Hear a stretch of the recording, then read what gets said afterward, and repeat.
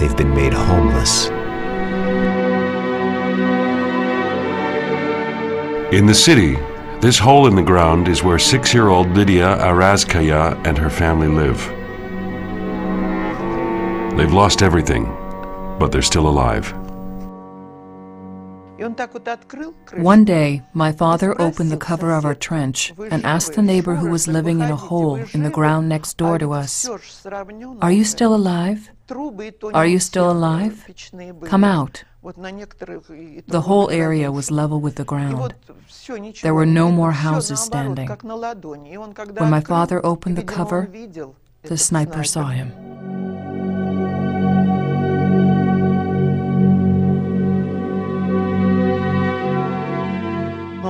At that moment, he collapsed. He hadn't even finished his sentence. He said, "Are you still?" The bullet hit him in the right temple. The invisible threat of the sniper lurks everywhere in the ruins of Stalingrad.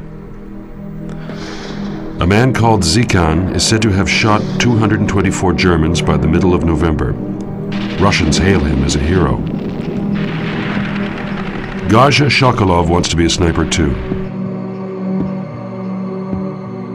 It was like this.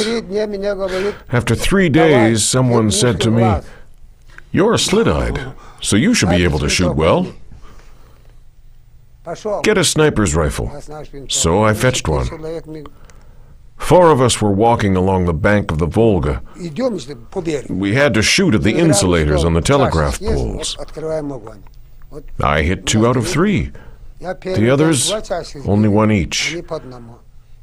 On the second day, I hit 3, and the others none at all. The commander told me, "You're a sharpshooter now." Sharpshooters like Garja Shokolov keep their adversaries in constant fear.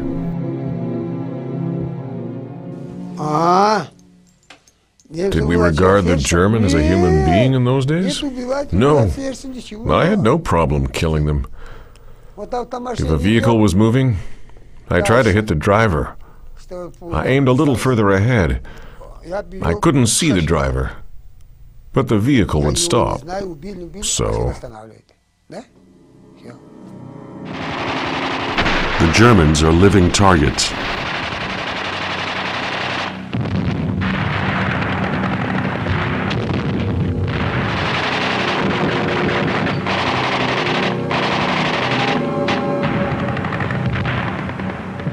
then a steel helmet came flying through the air.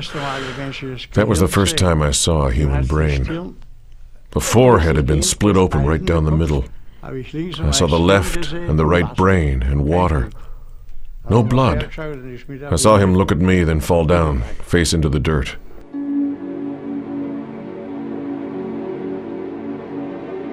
The Russians have remarkable sharpshooters. God help me that I may never become their target. We're freezing, but it's not even winter yet. What will happen in winter if they leave us here? Help us, Holy Mary, to get back home. The writer of that letter was fatally wounded soon after. Death comes in so many different ways. It can be as merciful as a well-directed headshot. The head falls, and one might almost think the soldier has laid down to sleep.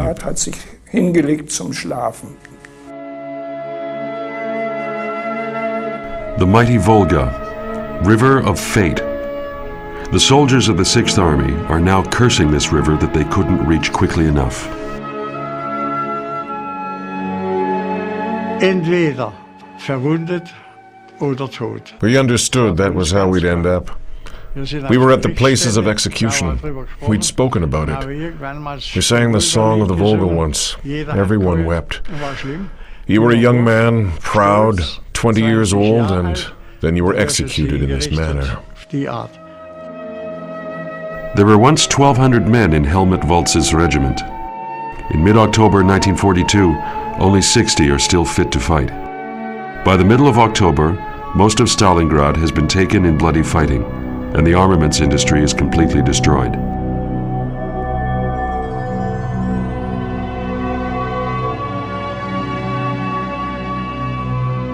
But Soviet units are still holding narrow strips along the Volga. None of the German attackers expected such dogged resistance. The commanded respect. Our opponents had pulled themselves together. They were in a hopeless situation because they were 150 meters from the Volga and they were defending themselves. We couldn't get any further. That was it. We couldn't get any further. But Hitler is already celebrating his conquest of the city that bears his enemy's name. The Löwenbräu Keller in Munich on the 8th of November 1942. I wanted to reach the Volga at a specific point in a specific city. It happens to bear Stalin's name. But don't think that's why I marched over there. It might have been called anything else. You know, we're modest people. We've got it, you see. There are only a few tiny places left. No ship can go up the Volga anymore. And that's the crucial thing. He couldn't care less about the dying in Stalingrad.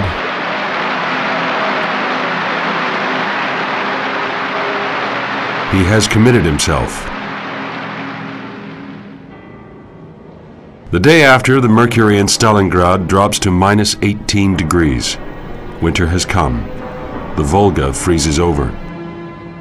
In the expanse of the steppes, the plains between the Don and the Volga, something even worse is lurking just over the horizon. The 6th Army's flanks are vulnerable. On the 19th of November, the Soviets attack with more than 1 million men and slip a noose round the city. The 6th Army is trapped. The Stalingrad victory was built on sand. Blessed are they who gain ground by retreat, as they will see their homeland again. We young ones knew where the hair runs to.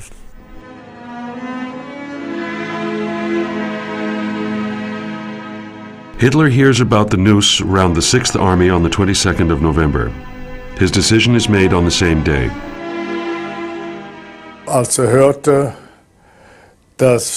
When he heard that Stalingrad was boxed in,